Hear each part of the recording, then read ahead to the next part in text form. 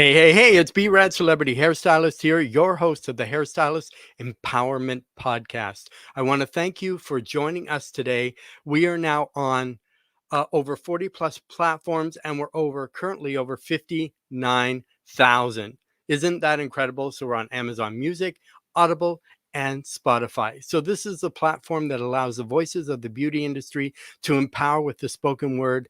And I thank you for joining today. Jake Boutin is a artist at heart, merged with his creativity, with a career that began running education workshops for various brands around Australia. As time went on, he noticed himself being drawn closer and closer to the sharing the things that felt more authentic to his heart than simply selling tools. And this brought his vision of what he wanted to bring to the world, connecting to his own gifts. Now he shares with others how to stand out from the crowd, do the unconventional, and spread their unique message. Jake Boutin brings innovation, impact, and ethical values to reimagine the future of business, leadership, and legacy. Let's welcome today's guest, Jake Boutin. I hope I'm saying your name right. We'll bring you in here. So I hope I'm saying your last name right, Jake. Yeah, thank you, So Brad. great. Yeah, So my oh, last go ahead. Yeah. name, So you can yeah, introduce yourself and awesome. welcome. Thank you. My last name is quite interesting. My family have actually always pronounced it as Putton, but Oh, it's more of an English pronunciation of a name that doesn't feel English. So okay. it's always fascinating to hear how other people express it, and I'm open to ideas because we how can we really know? Exactly. And you can always take different takes, or my name is Brad. So but online it's B Rad. So B Rad, so you can kind of take from that kind of what you want from it sort of thing. So um can you tell us more about kind of yourself, your journey, and how did you become interested in the concept of manifesting legacy? Mm. Yeah, beautiful question. I feel to sum up that question, it really comes down to a statement that I've been just playing with recently, and it's been about the path that's been sold to us versus the path of the soul. Mhm. And for me, a lot of that was just like, following the ladder of what it meant to be a barber and what was offered as a career journey. And it seemed very oversaturated for one, but there was no personality in it. It was just the next thing and the next thing and the next thing. And uh I never found fulfillment in doing that. And it was just like, okay, what's next? What's next? And eventually that cycle just runs out until you realize actually let's start again, and Mhm. let's start with who am I. And that's been a journey for me over the last 4 to 5 years of actually stepping all the way back from working in barbershops and starting to spend time with myself. Yeah, so now what does legacy mean to like you personally? So if you were to define Mm, it for yourself, what would it mean, and like how has your understanding of it evolved from what you first thought legacy was to what you believe it to be now? mm. Yeah, I really feel like legacy continues to speak to me about what it is, and I'm just communicating what I'm experiencing of that, rather than necessarily having a fixed concept of it. Um, in my experience, it's actually noticing that a lot of the things that are coming to fruition for me and coming to manifest is actually things that were always a part of my journey. And one of those things was I was always really quiet and quite reserved and softly spoken. And going through the ladder of the career and being presented with other people that are standing out and whatever, and it's like, oh wow, I feel really inferior compared to that because I'm not portraying the gifts that they express, and so Mhm. I need to be like them. And then I Yeah. tried that and it just felt so inauthentic. And then when I actually stripped it all back and gone like, no, who am I? Oh, I can be this soft spoken person. And even when I incorporate that into working with people, and it allows them to feel more empowered because I'm not trying to overpower them, and Hmm. I'm creating space for them to be heard. And Yeah. it's like, even in that experience and that relationship is allowing them to actually listen to themselves as well. And I think that's where the thread starts of connecting to their gifts of who they are and what they want to bring forward. And then essentially, as a collective mission of our life, we end up leaving something so big Hmm. behind because it was uniquely ours and no one else was doing it. Exactly, exactly. For our listeners who might be new to the concept, um, could you provide like a brief definition of what manifest? Well, as you say, your IG, which we'll do later, is called Mm, Manifest Legacy. But what's a brief definition of what manifesting legacy entails? great. So, really, like, if we break it down to one word at a time, manifest is to uh, show or reveal uh, something that was actually already here, rather than creating from an ego desire, is actually just Hmm. stripping everything back down to the truth. And when we actually uncover that, that's when it actually becomes manifest because it was already there. And then legacy being more something that's handed down from an ancestor or passed on to others. Um, so in the context of where I'm actually bringing these two together, is you have a soul legacy that your ancestors have consciously or unconsciously been working towards in certain ways, and it's like where we'll pick up gifts like being able to draw or being able to sing, and it's like your soul is actually already competent and capable of these gifts. Hmm. So it's actually stripping back the layer of what you think your ego wants to create in this world, and it's like, no, what is my soul here to bring? And as I start revealing these pieces, and what becomes manifest is that personal legacy to leave behind for the next incarnation. Yeah, of course. Yeah. So, what would you say the difference is, kind of, from manifesting legacy to leaving a legacy? Mm. I actually I feel like it's one and the same. Leaving a legacy is like what happens later, but manifesting is by revealing it and the process of Hmm. revealing. And I feel there's a nuance of manifesting that people think they need to sit down and think about money or something, and Yeah. magically it comes in. It's like, well, possibly. Mhm. However, what's been shown to me is more about stop thinking about anything and allow the truth to come to you. Mm. So, what part to, or how does intention play a role in manifesting legacy? Um, Mm, like what's the intention that people set, or why is it considered a crucial starting point? Obviously, mm, you have to have intent to start, but for you, do you believe intent is an important part of that? mhm.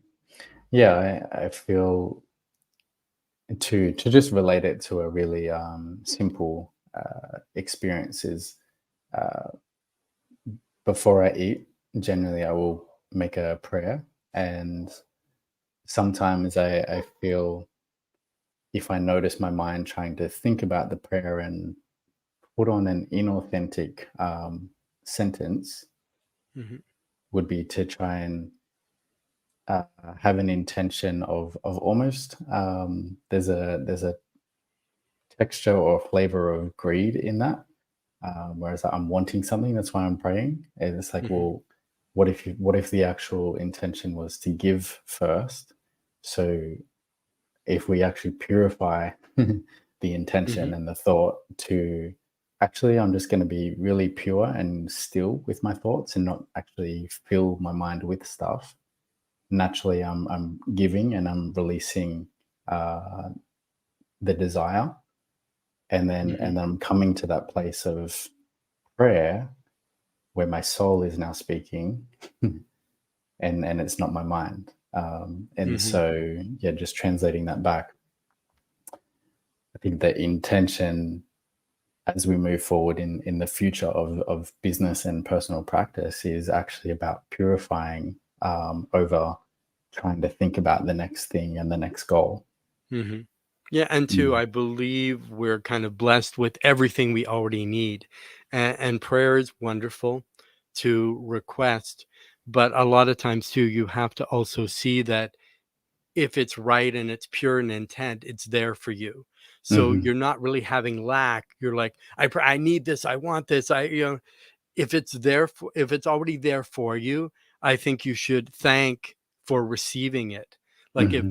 there's something you need, I believe if it's good intent, you know, it will be put into your life. If it's something Mm. that's going to cause hurt, harm, or ill to others, or it has a greedy or selfish motive, it's not going to come to you, because everybody thinks we always want to manifest and we always need and we always, but sometimes those things aren't always good for us. They seem to be, but sometimes they're not always. And the biggest one is probably relationships. We're Hmm. not going to go there, but that's, I want to be with that person. And then you get them and it's like, oh, I wish I was single. Yeah. I mean, that person may be your soulmate and they may challenge you, and you're like, life is so hard, relationships are so hard, but that's part of what you asked for, that's part of Hmm. what you received, that's part of what you manifested.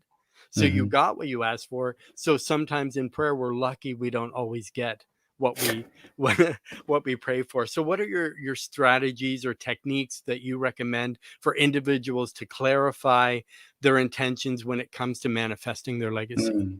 Yeah, beautiful, beautiful segue, because I could see this happening where the relationships aspect is a great translation to this, and I'll compare it to business, and this is Mhm. perhaps where we've gone a bit astray, and it's like sometimes, and I notice this in myself sometimes, is like I just want the money, I just want the money, and I'll do whatever Mhm. I can to get it, and I'll like force. Yes. And it's like if you convey that to a relationship and you're like, oh, I just want a relationship, I just want a relationship. And it's like, what are you actually going to attract by having that? Is that Mhm. relationship actually what you want?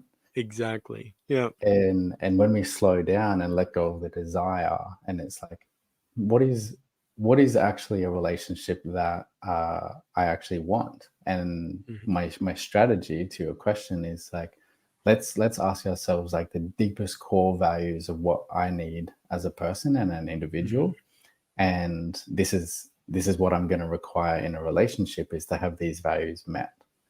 And then if we translate that over to business again, it's like coming back to those values. It's like what kind of values do I need in my business to make sure that I'm fulfilled at the end of the day? Mhm. Yeah, And and deep core is a great kind of point for people, because a lot of people, they struggle with self-doubt, limiting beliefs.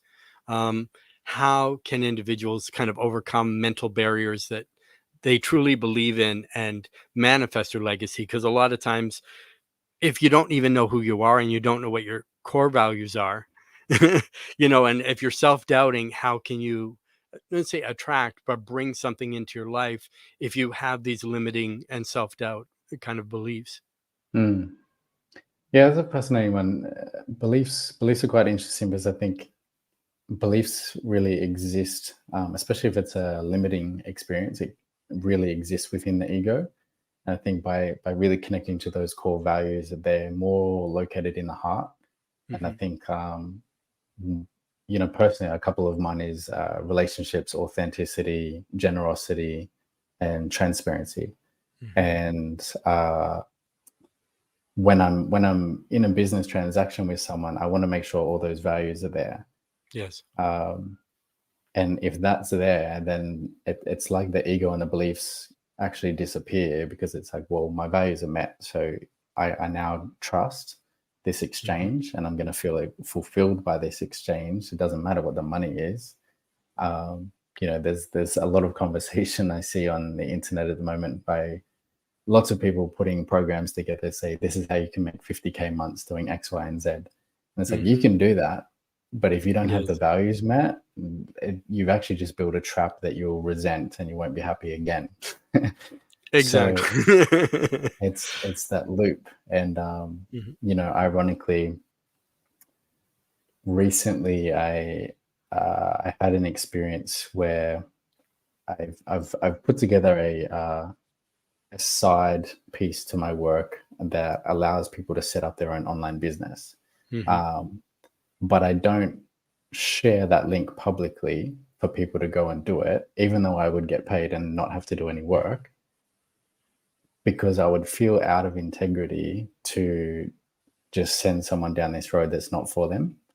mhm, And what I need in that, because like say I made all these sales and I made all the money, and it was like, well, that's boring because I didn't even get my relationship value met.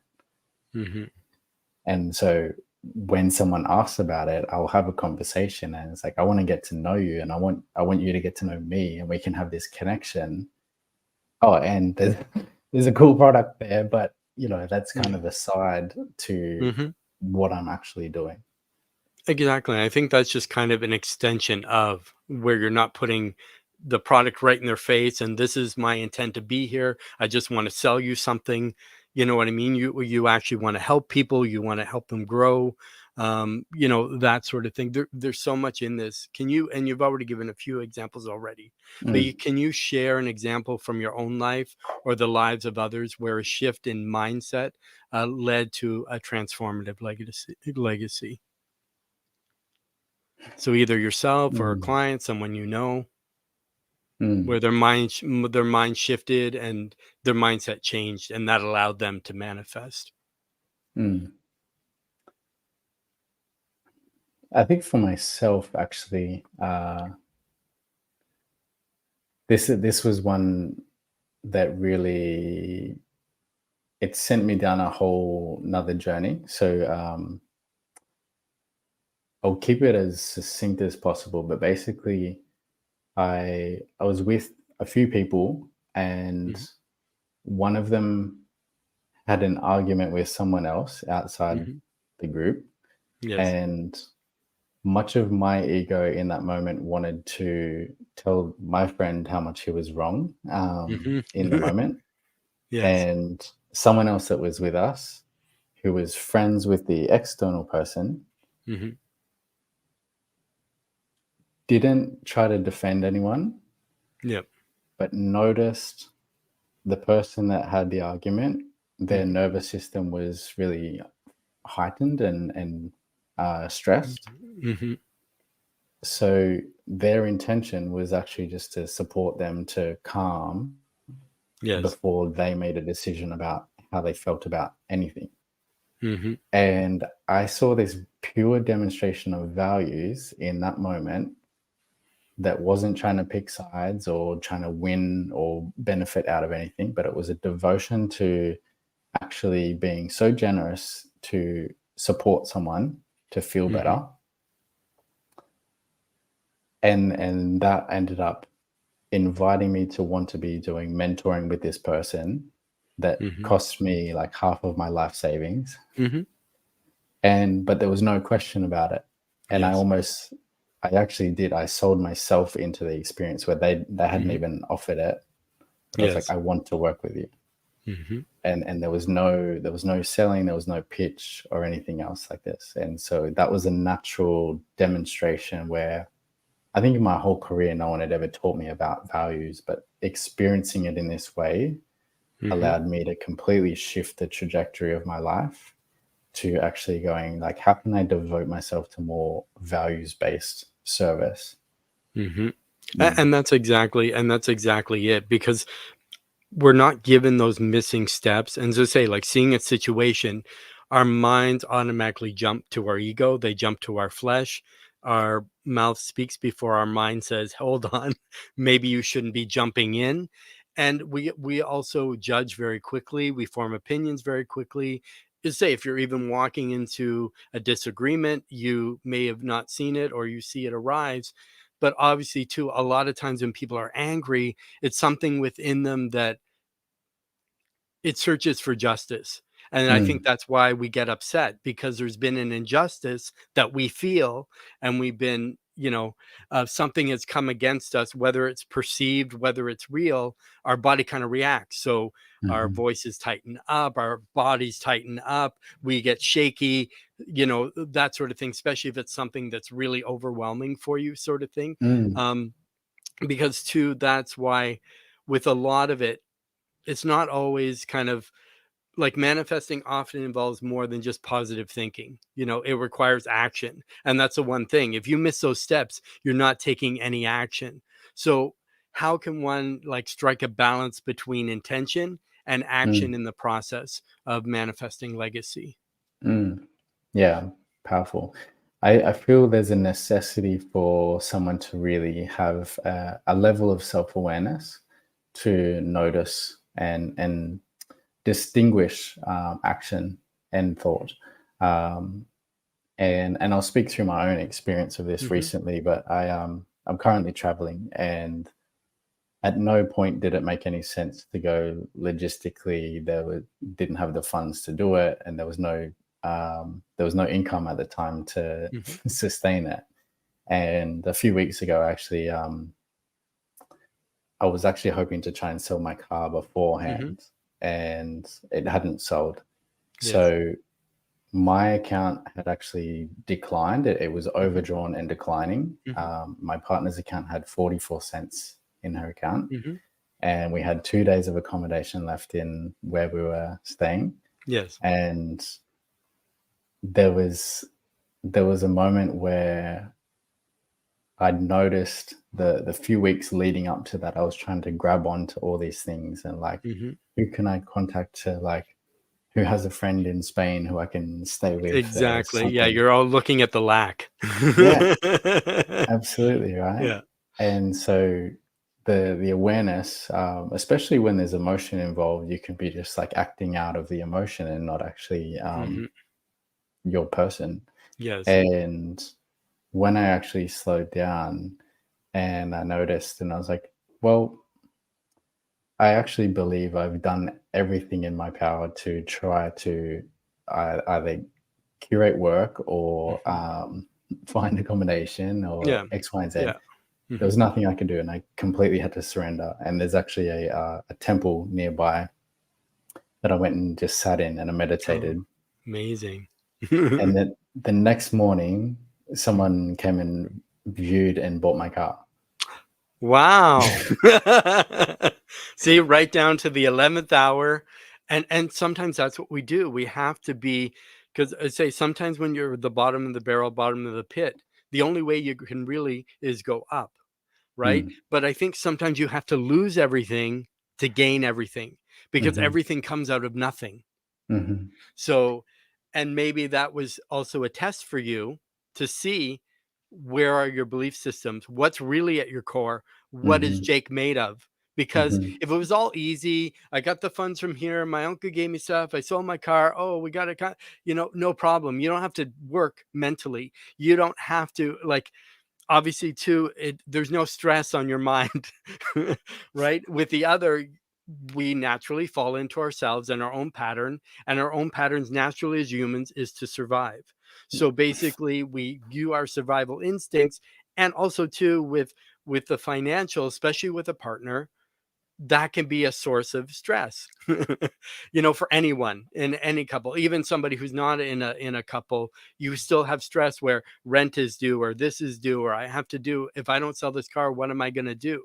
But then again, there could have been another switch where your car didn't sell, but because you needed the car for something else. But obviously now somebody, by purchasing that car, helped you. You also paid it for by helping that person, and now they get the journey of your vehicle, but now they can use it and still have more enjoyment. So it all good came out of it, even though when you're in that moment and you're like, but the temple, I think, probably maybe was your saving grace. You get there, you center on yourself, you get rid of all the mental chatter.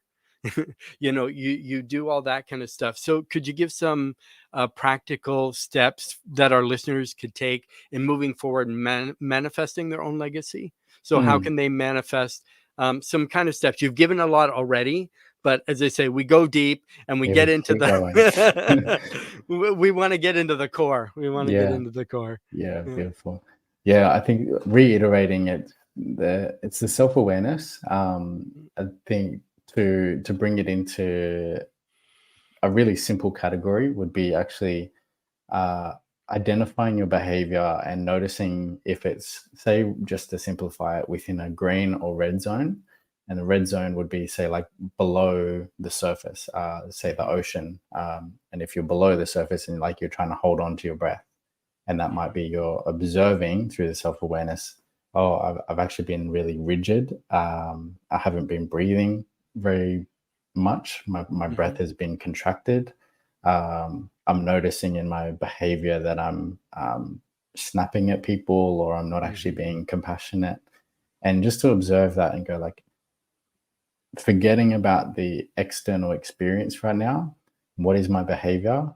How can I actually just let go of control right now and soften, take accountability, and see where I can be more compassionate and forgive myself for the actions, and then go, okay, now that I'm calm and maybe I've taken a whole afternoon just to completely switch off, Mhm. stopping and being in that space. And then once I've arrived back at the green zone and I'm above the water and I can breathe again, and Yes. it's practicing the tools of, whether it's breath work, or whether it's meditation, whether it's journaling, whether it's sitting in nature. Mhm. Those things are so undervalued, and ironically, they're all free. And and Exactly. and I Yeah. think sometimes we'll go to a coach, and I was writing about this before, that we'll go to a coach because we don't feel enough in our lives, and we'll just grab onto that person to fix it. Mhm. And it's like noticing that behavior, whether it's in the red or green, and like, am I choosing this from an empowered place, or am I choosing this because I don't have enough right now and I'm trying to grab onto something? And so, Exactly. yeah, reiterating again, it's having self-awareness, slowing down, it's noticing the behavior, using the tools, uh, and creating from this place, and then also like bringing your values into it and go like, have I been aligned to my values? Have I been responding from things that aren't me, and maybe there's some greed, desperation, lack in there? Or something, this has been coming up for my partner and I, is um, the false restrictions Mhm. of time. Yes. And that's not a value for me. But when we try to live accordingly to this false construct, Mhm. it'll cause chaos. And it's Yes. like, come on, we said we're going to go X, Y, and Z at 11 o'clock. Mhm. And if we haven't met that time, then we feel like we've given our power away to this value that isn't mine. Mhm. And then what we end up noticing is like, oh, we didn't actually have to be there on time because that person was late anyway. So Exactly. I Yeah. think manifesting legacy and revealing what was already true is like observing the situation and going like, look, I've done my best. We got ready. I was Mhm. tired. I needed to sleep in. Mhm. Let's show up authentically, not Exactly. not to a value that I don't value, Mhm. and discover that the magic in the experience is that, oh, this thing was supposed to play out already like this, but I was trying to control the circumstance, and like the legacy is already being built. Well, of course, and you made an important point, like how important is it for someone's values to align with their legacy they want to create? Like what happens when there's a misalignment, between the two? Hmm. As I say, like between who your authentic self is and the say like the value. And that's right, because a lot of times people think I got to be there, I got to be there. And like there's certain things that are an illusion. I find time is an illusion, money is an illusion.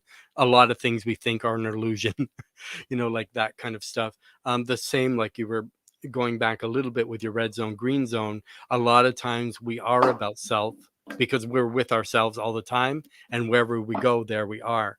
But it's taking ourself and taking us from selfish to selfless.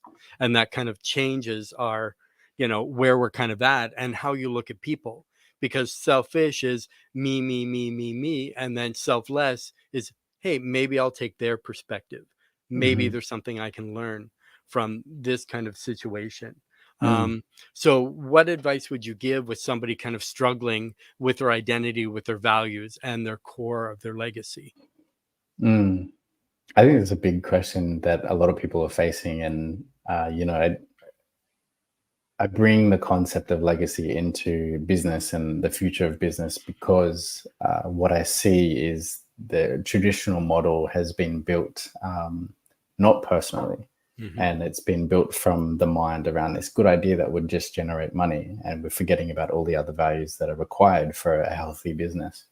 Um, and what that led me into, and what a lot of people are being led into, is not feeling confident and feeling a bit lost and not sure where to go and not sure where to start. And ironically, when we completely detach, and actually this is something that I've been experiencing this week. Um, Maybe we can talk about there's 7 planets in retrograde, and Hmm. there there's been a big shift going on, and what I'm actually feeling is there hasn't been a desire to work this Hmm. week. And at first, my mind, in the habit of wanting to work, tries to grab control and go like, oh, I'm lost again. Like I need to find the thing. And then when I Hmm. notice that with the Yes. self-awareness, and I go, okay, what is actually happening for me is uh, something else is going on and I don't know what it is. Hmm. And maybe I'm not supposed to know right now. And maybe there's a deepening of Hmm. letting go of what identity I thought I had and actually sinking deeper into more of my soul and my legacy. But Yes. I can't do that from my mind. I have to Hmm. like allow it to happen. Hmm. And so for others that are experiencing that, it's like, how can we let go of even more control? How can Hmm. we create even more space? Don't go and organize meetings with friends when we're feeling like this. Like, let's let go, Exactly, because you're and not going to be there. You're not going to be 100%. You're not going to be, and I think that's kind of one of the biggest challenges is letting go, mhm. because people don't like stuff that's hard. They have these anchors in them that say, no, I need to hang on to this because if I let it go, I won't have any, I'm losing something rather than gaining something. So with overcoming challenges, like manifesting a legacy, it obviously is not without challenges. What are some common obstacles people might face along the way, and how can they overcome them? Yeah, yeah. I mean, I enjoy using my experience because it's like it's the Hmm. authentic story. That's fine. Yeah. Legacy is, if you're truly in devotion to your legacy, you'll be unwavering in giving it what it is asking. Hmm. And so in April this year, and you've been interviewing Mariana as well. Hmm. I worked with Mariana for 12 months doing her program, and Mariana actually took me through a guided visualization. And Hmm. there was nothing she said that was intentionally guiding me to somewhere, but she was just speaking to different values. Yes. And in the moment, I was living in my hometown where I grew up, Hmm. and my family were 2 minutes drive away. I was living in a 3 bedroom house. I had a barber business at home. I was working online, and I felt like I had a pretty good balance because I was working max 15, 20 hours a week. Hmm. Um, and I'd gone and lived in a bunch of other places in Australia and done all my things for my career that I wanted to, and I ended up coming back to like nurture the family space and relationships. And anyway, that's what like is going on, and I've got my direction there. And then Mariana guides me into a visualization experience, and I come out with this unwavering conviction and clarity to know I have to close down the business. I'm going to end my lease. I'm going to sell all my things, and Completely change your life. Keep going. Yeah. I've Yeah. got to go overseas. And Mhm. at the time I flew out of Australia, I think I had just under $1,000 in my account, Mhm. and it was like, I don't know how, I don't know when, I don't know what this is going to look like, but I Mhm. know I need to go. Um, Ironically, what had actually also happened was that was in April, and then by around May, June, one of my clients actually said, I'm going to Europe for July. Can Mhm. you come and cut my hair? Mhm. So he paid for my partner and I's flights, and the transits between from Sydney to Athens to Mykonos to Mhm. Naples to Amsterdam. Mhm. So the complete journey was basically covered except for food and accommodation. Yes.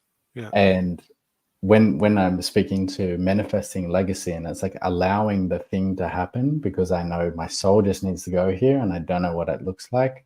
Mhm. Uh, and what was revealed was the path was taken care of, and Yes.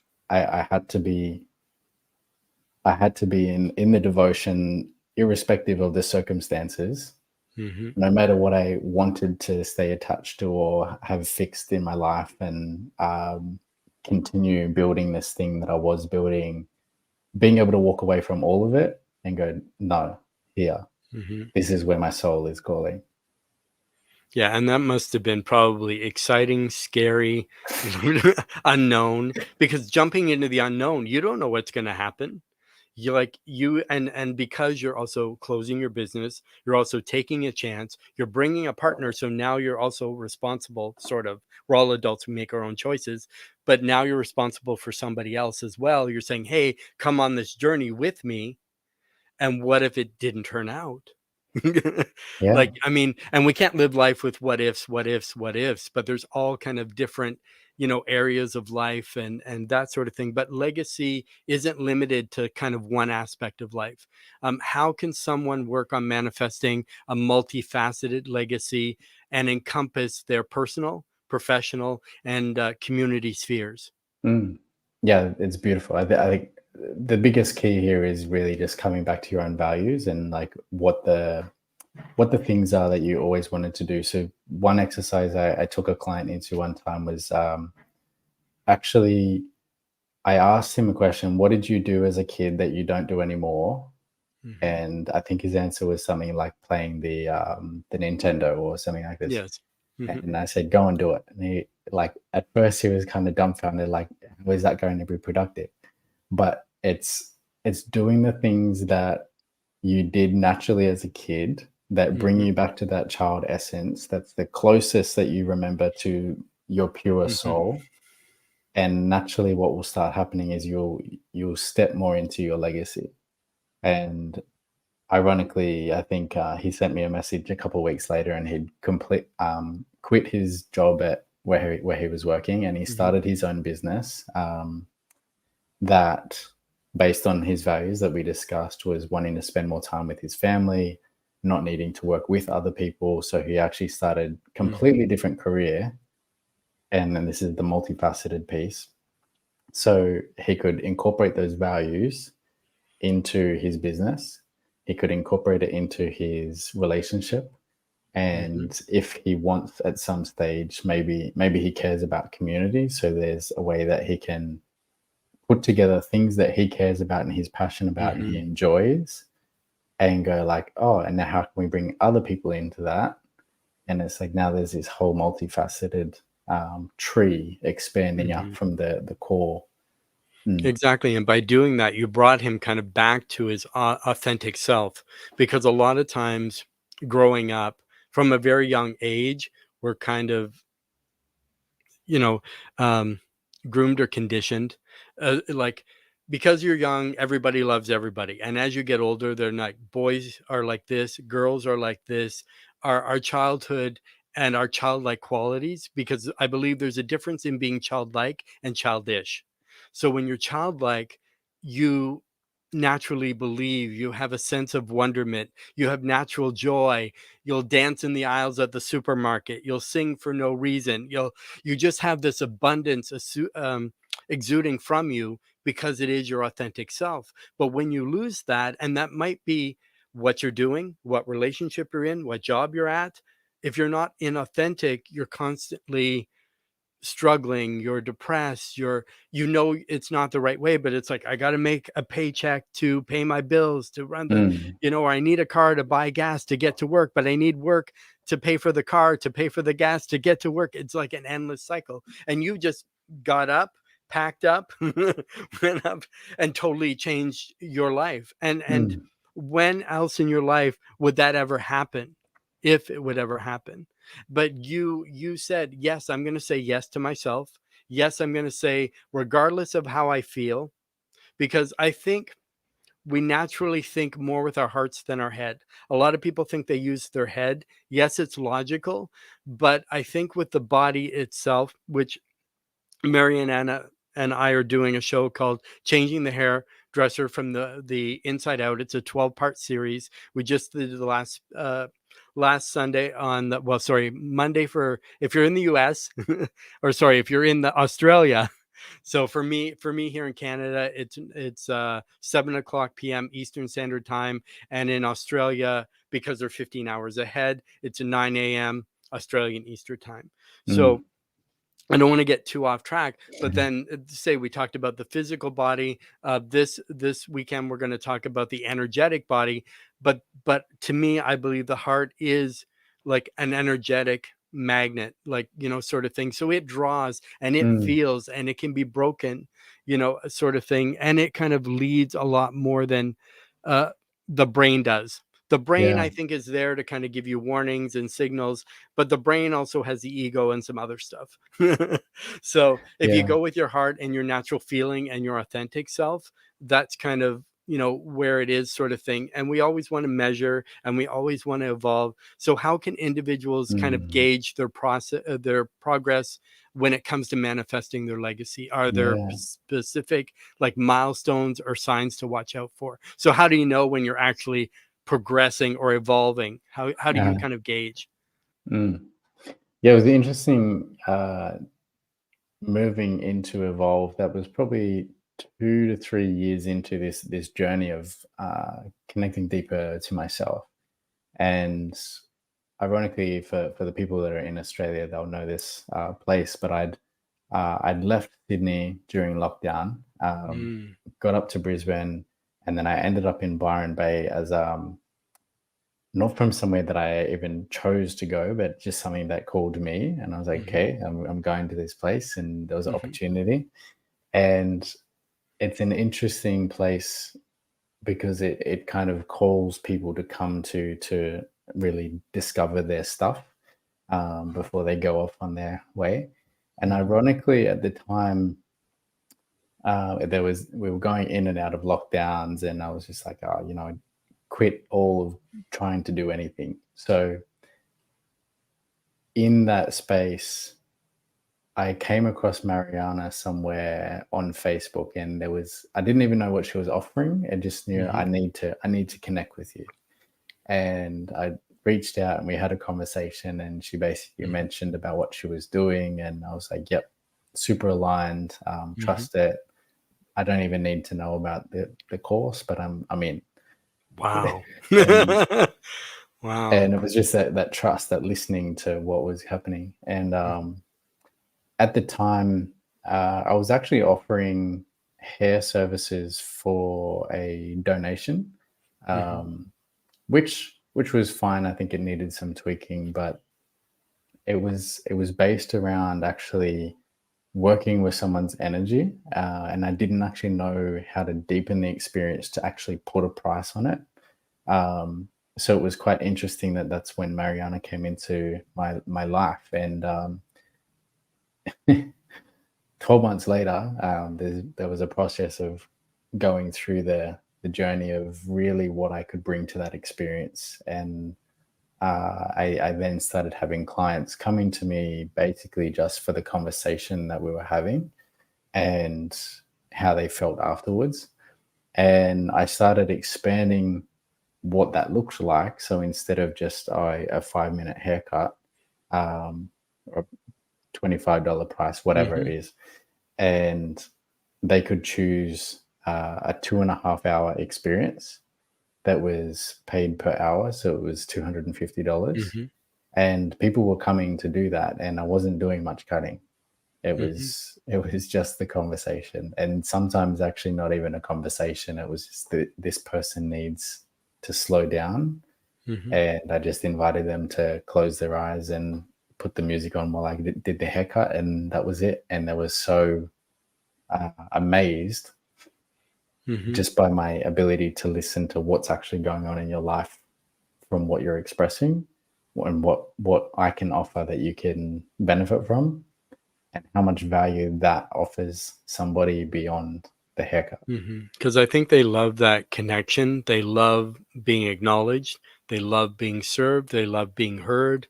They love, because I think a lot of times in people's own lives, they're not heard. They're not seen. They're not listened to.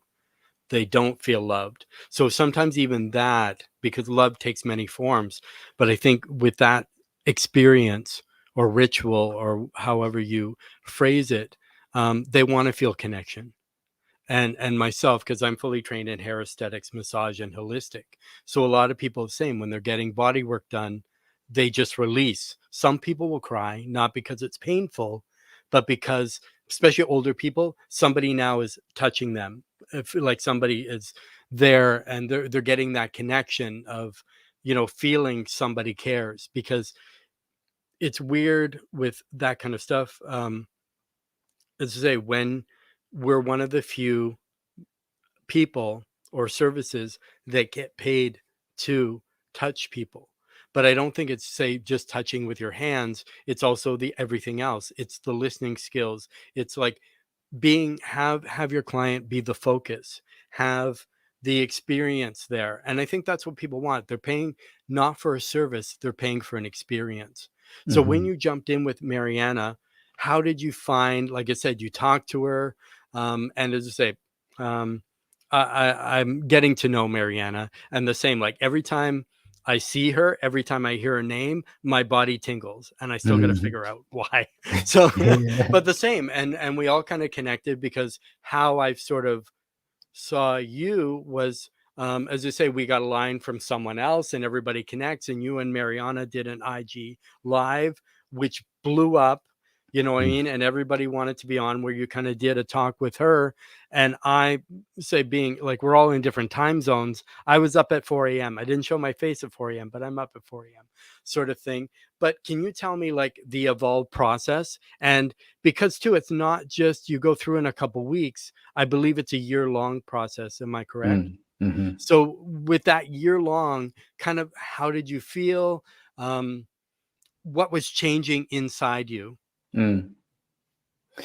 This is something that's quite big, and I think uh, speaking to the way that things will evolve in business in the future Mhm. is that energetic transmission between an individual, uh, between two individuals, where someone is so authentically themselves that there's no mask, there's no facade, there's nothing else happening, and there's just a pure energetic transmission.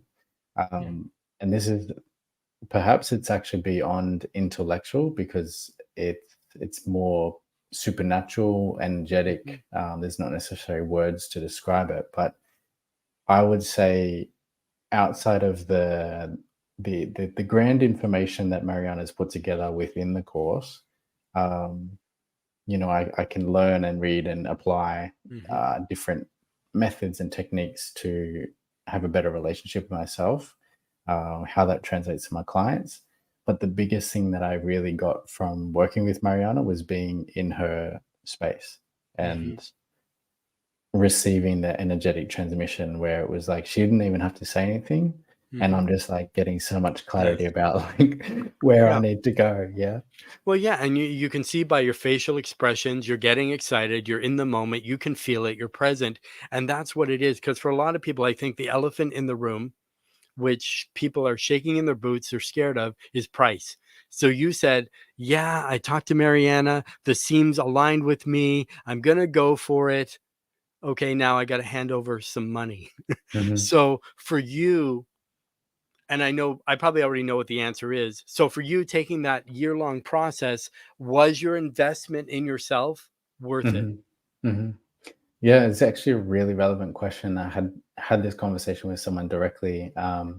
I think traditionally we've been so attached to like, oh, I want a guaranteed Mhm. financial return on investment, Yes. and no one wants to actually do the work that's required to cause that to Mhm. happen. It's like Yes. I put money in stocks and crypto, Mhm. but you can't just walk away from that. You've got to like know what you're investing in, Of and you've got course. to And you've what got the to make risks are. Yeah. Because strategic with that, there is decisions. risks. And one day you're here, one day you're not. Right. So, you Yeah. know, but always investing in yourself is a good thing, regardless. And I know it's very tough because there's lots of quote unquote gurus out there who promise you big. Invest in this, get this, you're going to make money right away. Obviously, if it sounds too good to be true, it probably is. And anybody that promises you anything probably can't. Just because if both Jake and I both went to Evolve, we both studied with Mariana, we would both have different journeys, right? Even though the content is the same, it's going to hit us differently because we're at different places in our lives. Yeah, But sending you on your legacy. um, exactly, exactly. but yeah, and to speak to that, it's like, so someone asked me like, did you see a return on investment? And I said, Mhm, well, do you mean I got my life back and I 20x'd my price mhm. for my client? Yes. Like no one else could do that except for me implementing the work also. Mhm. But we can't expect results unless we're willing to commit to that. Exactly. And I think one of the big buzz things that's going around now is charge what you're worth. To me, I don't totally agree with it. Reason being is, okay, you can think you're way up at the top, but your skill is not there. Your people skills are not there, and you're not there. You just walk in, you show up, but you're not there. You're not authentic.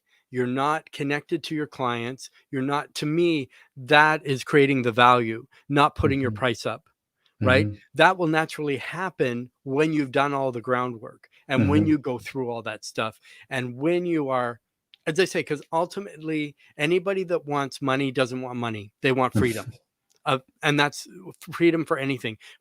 Like they want freedom from sickness, freedom from, to be able to spend time with family, freedom to have the car, house, whatever they want, material goods, freedom to have a great relationship, freedom just to be themselves and not have to remember what things they told people because they tell different things to different people because Correct. they're kind of all over the place. But when you're kind of there and you're authentic, then yes, charge what you're worth. And like you said, 20x, but then you're worth 20x because now that person's not getting a service anymore. They're getting that experience and the journey of their own. And you're also connecting and doing the journey with them as Mm, well. Would you mm. agree? Yeah, and to back up your statement as well, Mhm. and which is quite fascinating, and I'm in the process of probably speaking to it from a spiritual context. That what I'm seeing in the world is there's a collapse of finances happening, and Mhm. some banks shutting down, all these things. Anyway, what is also simultaneously happening is rebirthing money from its truth, not the fallacy that's been created around it. And a lot of Mhm. people are clinging on to like, oh, I need to charge what I'm worth and whatever else. And it's like, well, hold on a second, and slowing down and asking the questions of what you actually desire. Mhm. Because ironically, I 20x'd my price. Mhm. However, I've actually let that client go Mhm. because it wasn't aligned with me to show up to this person. And it was like, Mhm. how much do you need to increase your price? Do you charge $50,000 every week and you're still not Mhm. free? And it's like, if you're actually wanting Exactly. freedom, you want freedom of Mhm. restriction, and you Yes, don't actually want that money. exactly, and that's more so what it is. Because to say when my earlier days in here, I was offered television shows and stuff like that, but I thought people are like, "Wow, that's so great," but it's no, because I'm locked in doing the same people every single day or 5 days a week, and that's all I do. And there's nothing wrong with that, because I have a ton of friends that do, all kinds of television shows and stuff like that, But and it's that not works for authentic them, to and they're you. excellent at what they do, and a lot is demanded of them. So it's not easy, but as I say, you have to really do the work, and that's the biggest thing. Dig deep, do the work. Check out, and probably under this video I'll put a thing for Evolve. Also to if you see, Mariana and I were doing a 12-part, and we're going to go through a lot more as well. But Jake, it's great, like say, sharing that, and as we continue with the conversation, because I don't like to say interview, but conversation, we're going to dig more into manifesting legacy and that sort of thing. And yeah, I love Mm. that. I love that. And be authentic. Mhm. Simple. Yeah, great. So bringing this all, there was some really great things you shared about, it's natural for the mind to go like, oh, but I need to make money, so I need to pay rent this week. And these are valid things, and I know it's scary because it's like Hmm. it's very real, especially if you have a partner or kids and there's other people depending on you. Um, ideally, it's much easier when you're on your own, but in that circumstance, it's like really trusting that if you're choosing this job that isn't aligned to your values, is costing you more and costing your family more than what will actually be the result of you collapsing that and going like, no, I'm going to stand fully in my values, Hmm. and watching the legacy become manifest from that place. And so that's like, being in so much devotion to that mission, where you're actually willing to not be able to pay rent, which won't happen because the money ends up showing up. Mhm. And you like literally go, it's like I'm just seeing a rock sinking to the depth of the ocean, and you're waiting to feel the safety. You're waiting to feel the safety, and it's like it's not going to happen while you're floating, and you're still Yes. like playing in the surface. Like Hmm. once you actually just let that sink all the way to the bottom, and you hit that floor, it's like, Hmm. oh, there's a floor. I'm Hmm. held here. And sometimes you actually have to meet that to be able to feel the support of the entire earth. Hmm. Exactly. And sometimes, well, the top of the surface, usually, if you have winds and you have this and you have crashing waves, it's very turbulent. But if you go down, everything is calm. The fish are swimming. It's because you're scared to go down. But once Mhm. you do, It it's gets like, and you darker, but embrace it's it, and it becomes part of you. You're like, wow, I should have did this earlier instead of staying in that storm. It's yeah. it's the same. And one thing I use when I'm coaching, one kind of illustration I use is a hurricane, a tornado. So if you see a tornado, it's whipping everything around, and that's everything on your external. But in the eye of the actual, you know, tornado is calm. So if you stay in that calm place, you can stay calm while you see everything going on around you, right? While the house is upset, your friends are upset, the job is upset, whatever's happening, you can be there in that place of calm, like the bottom of the ocean, Mm, and just kind of be one. And I find that really works. And people are like, I get it. Because yeah. it's something they can visualize and something they can kind of see. But do you believe too, is it possible for legacy to evolve over time? And how can someone adapt to their circumstances, as their Mm, circumstances change, or adapt their intentions as their circumstances change? Because mm, obviously yours did mhm. drastically. Drastically, yeah. Yeah. Look, this is quite fascinating. It's it's always open to our interpretation still. The mind still, we can listen so deeply to a really powerful message, but we're still interpreting it somewhat. Hmm. And so we can only know what it is by taking action upon it. And as we continue to do so, we might actually end with the relationship of slowing down, listening, not just blind action. Hmm. But the path may actually steer in a different direction because there's other things going on in time. Mhm. Our intention with actually traveling was to get back to Egypt, where I went in April. And now, like, we're really close. We're in Spain. We were going to go down to Morocco and then Egypt. But actually, when I'm listening, it's like Egypt isn't actually calling anymore. Mhm. And so potentially there's maybe it's later that we go Mhm. there. Maybe there's some other things that have to happen first. But really, like, being in the reverence to listening to what is speaking as the next step, and Mhm. reconnecting the last piece what you were sharing about when we're in that sort of chaos as well, and how do we know the steps to take to allow that legacy to come through.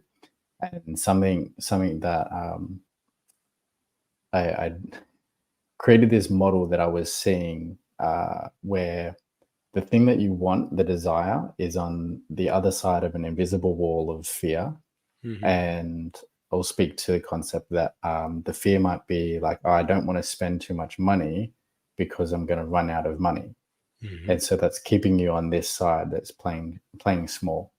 And then if you can pierce that veil of fear and just lean in and do it anyway, because you're in devotion to the desire of what you really Mhm. want, and this aligns with your values, what's on the other side is this cog that you turn that actually spins the big clock and goes like, Mhm. oh, you want money? Yes. Okay, Mhm. here you go. And sometimes, yeah, it's just a constant penetration of that layer of fear that actually opens up to magic, Mhm. and hence the experience of now traveling the world and not being limited by the thought that I can't go because I don't have money. And it's like, well, I'm still here. It's 8 weeks Mhm. later. Yep, and you're still Yeah, okay. You're still, it's still you're provided with what you need, sort of thing. And I believe everything has to flow, and that's how I kind of look at stuff too.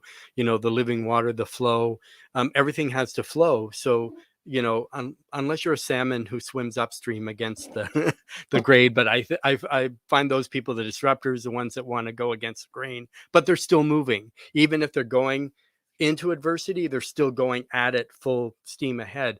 But everything has to flow, and if that water doesn't flow, like rivers always flow, they always go somewhere. They don't stop, they're not stagnant, because if you stop in one place, that water is going to become smelly, stinky, stagnant.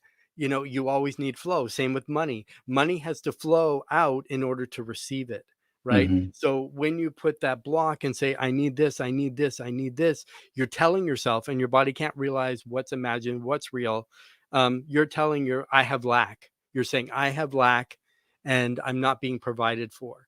But obviously, you have to believe that abundance is there, because all mhm, that too is also an illusion, right? And sometimes, yes, we do have lack, because I think it's to learn certain lessons. Or if you're going to come into abundance, you need to be ready to accept that abundance, so you don't just get it and blow it all, and then it's mhm, gone, and then you're back in lack again. mhm, So that endless kind of cycle. And same with Egypt too, that maybe it's not happening now because something greater is there for you first, mhm, or it's preparing you now before you get there. There's mhm, some kind of transition, transcendence that you have to go through. So when you're in Egypt, that experience then is more meaningful, right? mhm, And it's a more mindful experience. It's a more, you can engage better, like that sort of thing, that kind of is coming through. But so ultimately, legacy is about making an impact, right? Everybody wants to make an impact. So what advice do you have listeners who want to ensure their legacy continues to influence future mm. generations? So are you Yeah. doing something now that's going to, inspire people after you're gone, you Mhm, know, mm. which is a So long, long time from now? yeah, We never yeah, know. We never yeah, know. yeah. Yeah. So, yeah, this is the beautiful part, and this is where the the authenticity allows the impact, because you're creating from such a unique place, and in comparison to the very oversaturated model, and let's just speak to hair Mhm. for a moment. And I've worked at quite a few barbershops and salons, and educated at quite a few as well. And I'd say at the end of the day, there's 90% of those that look exactly the same as the next salon. So Mhm. if we're just offering the same services and maybe a slightly different price point, what are we really doing? And it's Mhm. like, no one's going to remember that salon. No one's going to remember that barbershop. No. And when we can bring it back down to core values and experience, and we're creating from this place, and I had a conversation with someone after a presentation in Sydney, and um, I they were asking questions like how could they bring their evolution to stand out, and Mhm. I just asked, what is the name of your salon? And she said a name which is basically like a combination of her kids' names. Mhm. And and to me that like stood out as like there's a part of your soul that's bringing forward this message about children and kids. And I was like, okay, what's your relationship like with kids? And she, oh, I've got like 5 kids, blah blah blah. And so it was like, okay, another layer of how important this factor is that maybe you haven't listened to yet. And she goes, I want to just incorporate other stuff other than just hair. And I was like, try this. Mhm. When the salon's closed, send your kids in, move all the stuff out of the way, Mhm. just give them a bunch of toys and see what they do. And because they'll be naturally attracted to doing something as an expression of the soul that's in the room, the spirit that's there, and they will manifest the matter that's Mhm. cultivating this experience. And just pay attention. And maybe in one spot they might like dance or move. And so Mhm. like don't take it so literally, but actually look at like, oh, movement wants to happen here. So maybe in this corner of the salon, we're actually going to run a movement or dance Mhm. workshop once a night. And Yes. like, what salon is offering dance Mhm. classes? It's like Exactly. this is what I see happening is when we actually bring it to that real personal place of Mhm. our core values and our desires and the things we enjoy, and we build a business around that. It doesn't have to look like hair anymore. It's a Mhm. space, it's a business. It can be a community space that we do hair, we do yoga, we Yep. do dance, we do Mhm. cafe, whatever. Yes. And yeah, I feel like when we really cultivate that experience, one, we're going to be absolutely fulfilled. Everyone that Mhm. works there is going to be fulfilled, if they're aligned to that. Yep. And three, we're creating an impact in the community now, and we're like really bringing in a broader audience for one, Mhm. and creating a more meaningful experience because everything's done with intention and a pure generosity of service. Yes. um, and this is how we create impact. And it's Mhm. like when we live accordingly to our values, and that creates a message with everyone that experiences it, Mhm. no one can copy that. Exactly, exactly. And just because the way it was doesn't mean the way it always has to be, or salons always have to be like this. With my salon, when you came from the outside in, you stepped into a park. So my reception area was a park with benches, with a fountain, a big fountain. We had green. I had a large shop, obviously. We had karaoke. We had a disco ball. My 6 assistants were all on inline skates. We were busy. Yeah, I had a whole half building, but you want to create that. And then I had another shop, same thing. We did hair, but then it was big enough to be a club at night, right? But we did yoga in there. We had, so why just have your space for hair? You might as well utilize every single, and if those are things that are in alignment with your core, because I always like things that are different. I always like being a pioneer. I always like change. And it's like I didn't care what everybody else thought. Just because, and the same, they do that with hair cutting. You have to do it a certain way. Same to be a barber. It has to be a certain way, not always. Maybe Hmm. your technique's a little bit different, but the result's the same. But so sometimes you just have to kind of, take that. that chance, we've been going now almost an hour. Whoa. So Mhm. we're wrapping up, but as we wrap up, what final thoughts or recommendations do you have for the listeners who are eager to start a journey of manifesting on their own legacy? So maybe they haven't Mm. started and they just need somewhere to start. Mm. Yeah, I think even just observing what you shared about like what you incorporated into your salon was, yeah, I think you mentioned the inline skates as well. Hmm. And so like, uh, as a question, was that something that you loved doing throughout your life, was skating or inline skating?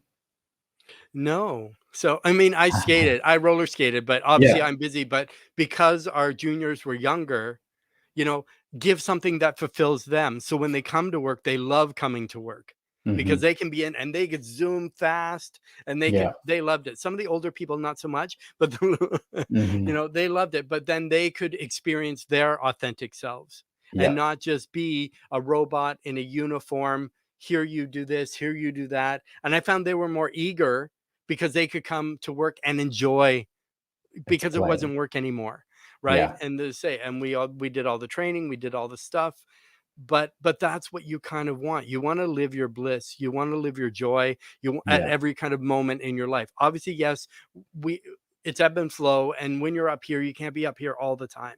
You need Yeah. that time to rest, replenish, you know, Correct. So resource yourself, that sort yeah, of thing yeah, too. yeah. And I think just pointing out like this is the magic, and it's like if you, maybe it's not even something from your personal life Hmm. that maybe I, when I was a kid and I used to skate, oh, let's actually incorporate skating into the experience. Hmm. But if you have a business with other people, inviting their core values into the experience as well, so you're creating a harmonious environment for everyone that wants to be there.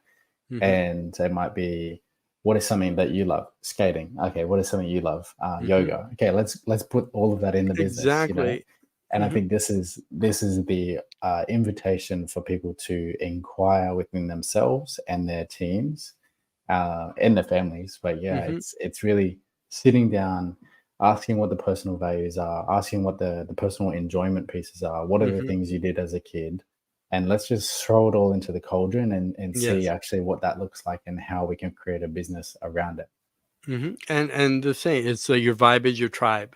And because if other people like those things, you're gonna say, "Hey, that's a different place. Hey, I like doing that kind of stuff. Hey, I used to have a library too." So people were there, they could read like Chicken Soup for the Soul and just inspirational stuff. So while they were there, they could just be there, not just sitting there in a towel with a wet head or whatever. We had our massage therapist. Actually, I trained them to shampoo. So when they were getting their hair done, it wasn't done by the assistant, it was done by the RMTs, the registered Wow. massage therapists. So that was a way for them to connect. We're one of the few businesses where people pay us to touch them, Hmm. right? So you want to make sure that when you're touching someone, that it's not just a financial exchange. Let me buy that shampoo, here's the money, here's your change. It's like, no, they're coming to connect. Hmm. And talking about tribe, you have Legacy Tribe. So with Legacy Tribe, and this is something I grabbed from your Facebook. Hmm. So you said, in context to legacy and building future proof businesses, some Hmm. threads for the way future will look include authenticity, transparency, more intimacy, more generosity, no false scarcity thing, Hmm. greater sovereignty, individual empowerment, and location and time freedom. Can Hmm. you kind of extrapolate or expand on that, Yeah. and just kind of include our audience? Yeah, great. So I'd ask everyone that's listening at home is like, what do you actually desire with the thing that you're doing? Uh, and for myself, I'll speak to the journey of going into. I was like, oh, okay, I have to do the barbering competitions. I have to become an educator. I have to work with a brand. I have to charge more money for my clients. Hmm. And you can do all those things, but essentially they can be quite misleading because, even if you 20x your client's price and you're only doing one person's hair a week, Hmm. and this is like the dream, and no one else has done it. But at the same time, if your highest value is freedom, but you're still stuck and you can't actually go on holidays because this person needs you to be there every week. Yes. Hmm. So it's really like coming back to what are the values you actually really appreciate? What are you doing it for? If it's for time and location freedom, like it is for me, then Mhm. stop creating a business that requires you to be in a certain place. Yes. That's one part of it. The integrity piece is like so many businesses just offering things that look good from the outside, Mhm. or they like put in this beautiful decoration that someone else made for them for their program, and then on the Mhm. inside it's boring. It's like there's a lack of congruency there, and it's like something's missing. It's Yes. like, how can we have more integrity and transparency around like what are you actually going to get when you're inside this thing? Mhm. And how can we be really transparent about like I'm I'm not standing here saying like I've made $1 million and I'm going to teach you how to make 20K months. Mhm. I'm saying I'm going to teach you how to be so transparent, and to the level where I just told you that my bank declined Mhm. a couple of weeks ago. It's like Yeah. that's the authenticity that we require within business now. Yeah. And I think And it's also rare. I think it's also rare. Sorry to interrupt. Yeah, but I think being authentic now is very rare, as I say, because a lot of times, you see on social media, it's all filters. My life is wonderful. Everything is great. You see me in front of luxury cars and planes and this and that, but they're not really living their kind of authentic self sort of thing. And there's a couple on the list I kind of missed, but these are really important. So I left with location and time, but you said equal and fair wealth distribution, mm, responsible leadership, no blaming, because yeah. some people like to do that. Higher connection with source and balance, which I believe, yeah, and you said the future requires our decisions and actions to be made with a more ethical, value-based approach. Hmm. So do you want to touch on any of those? Or Yeah. would you like to touch on any of those? Yeah. Yeah. The the piece around the false scarcity specifically is like I've seen so many ads and emails and things from people saying like, hurry, there's only 10 minutes left on this thing and you need to do X, Y, and Z, and we only have two places available. And it's like my body just goes like, you just lied to me. Why would I want to pay Mhm. you now? Like Yes. a Mhm. hundred people could get in, and you're probably going to take it because you want the money. And then why Exactly. why is there a time limit here? Mhm. There is no time Well, limit, creating scarcity, yes. and it's false Yeah. scarcity, right? And Mhm. it's like uh, I actually I'm actually working on creating a space for people that there's no high ticket entry, Mhm. because something that I experienced previously in my own journey and with other people that I've coached Mhm. is sometimes when we charge too much, it actually brings people into a stress response, and then Yes. it becomes incongruent for the progression of the container. Mhm. So it's actually like fair and equal wealth distribution is like Mhm. speaking to each individual person that I want to come into that space and Mhm. saying like, you contribute what feels fair and sustainable for you, Mhm. because we need more fairness and sustainability in the Yes. wealth across the world. Um, Another element of that is I've done affiliate marketing and commission based stuff before, and Mhm. they've offered like 5% commission, and it's like it's a lot of work for For someone really else so to little. Yes. really Yeah. benefit from. Yeah, but to get you in, they say you're going to make so much money, you're going to have all this, and then it's like then is say if you're in any of the pyramid stuff, you know what I mean? It's like you have to sell more, sell more, sell more, and then you're not really connecting with people. You're grabbing anybody just so they'll grab that product or kind of whatever it is, Yeah. sort of thing. But I think too, if you're kind of balanced, and like the one I say I love the most is the higher connection with source and balance, because I think once you have that and you're plugged in, tuned in, like that sort of thing, that's going to kind of keep you. Um, it's kind of it'll gauge you, but I like the balance as well, like the wealth distribution, because as people grow and they learn and they change and they're manifesting now because they're in a right place, but you kind of have to get all that other stuff out first. Like Hmm. because the first one, like I said, authenticity, I think that's probably one of the toughest ones to go with for the very beginning, but it's something that you need, like we've been doing today, asking the hard questions, going deep. But if people aren't really ready to go deep and be authentic, then do you know actually who you are? Or are you just playing somebody that people are telling you who you are? Or you're a different person with your parents than you are with your spouse, than you are with your colleagues. And when all those spheres or worlds collide, now you're messed up, because those people, because I'm fun and adventurous here, I'm prim and proper here, I'm like this kind of person here. Well, yes, we all have facets to ourselves, but I think you should be so aligned that across the board you should be the same, the center of the tornado, and that calm and just kind of, just be at peace, regardless of kind of what's going on. Just always be at peace, take it as it comes, let it flow, sort of thing. So kind of as we're wrapping, Jake, is there something that I haven't asked you that you kind of want to share with the audience? And you can say no, or you can say yes. Choices, everybody has choices. No, I feel like we've really covered quite a broad range. A lot. And Yeah. I think that the threads and the clues and the keys are really throughout this last hour of conversation. And I appreciate the opportunity just to be able to share it. And for those who receive it, may you really take the time to connect with your legacy and allow it to manifest, and come back to those core values of what really matters to you, and stop playing everyone else's game. Exactly. So if people want to connect with you, where should they go?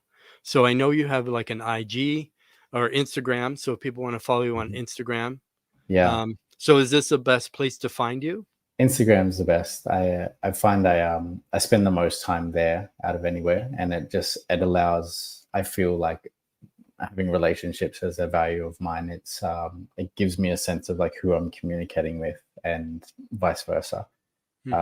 There's also a space for people to actually fill in a very short 7-question form about if they have curiosities around maybe what they're struggling with, and where they see that I can offer support. And it's actually just a free space for ideas to just provide value.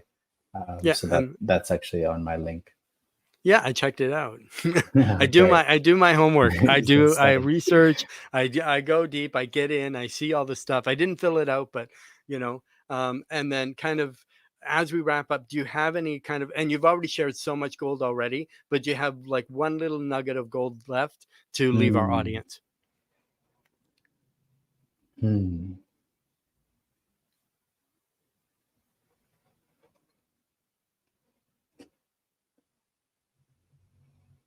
Allow yourself to sink to the bottom of the ocean, do the impossible, and collapse the floor. Amazing. Amazing. So I want to say thank you, Jake, for joining us on today's Hairstylist Empowerment Podcast, and sinking the bottom of the ocean, which I hope we don't do, but be sure. Metaphorically. Well, metaphorically, but as I say, so something I do is the Beauty Industry Cruises. So be sure to join Beauty Industry Cruises October 27th to November 1st, 2023, on the Hairstylist Halloween Hangout, leaving Miami.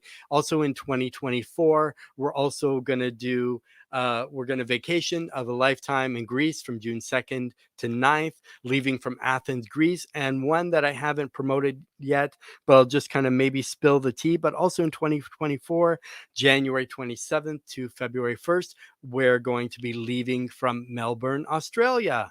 So we're going to do Australia and have some 2 days of great education and kind of get together, connect, do all that kind of stuff. So check out the cabin pricing, grab your tickets, check out more at www.beautyindustrycruises.com. All cabins are booked through myself. So remember to get up, dress up, show up wonderfully, powerful, and I'll see you get on here next time.